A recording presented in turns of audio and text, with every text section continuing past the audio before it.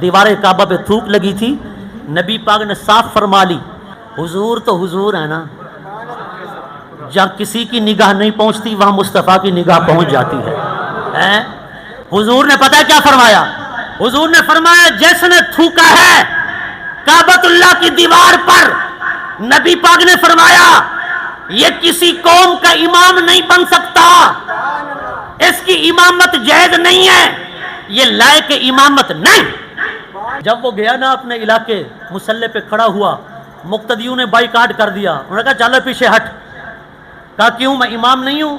کہا آج کے بعد تیری امامت جائز نہیں ہے، آج کے بعد تو لائق امامت نہیں ہے۔ اس نے کہا وجہ؟ کہ نبی پاک نے فرمایا ہے کہ یہ بندہ لائق امامت نہیں۔ وہ دوڑتا دوڑتا حضور کی بارگاہ میں آیا، نبی پاک کی بارگاہ میں آ کر عرض کرتا ہے آقا آپ نے فرمایا ہے میں لائق امامت نہیں ہوں۔ نبی پاک نے فرمایا تھوکا تو نے تھا؟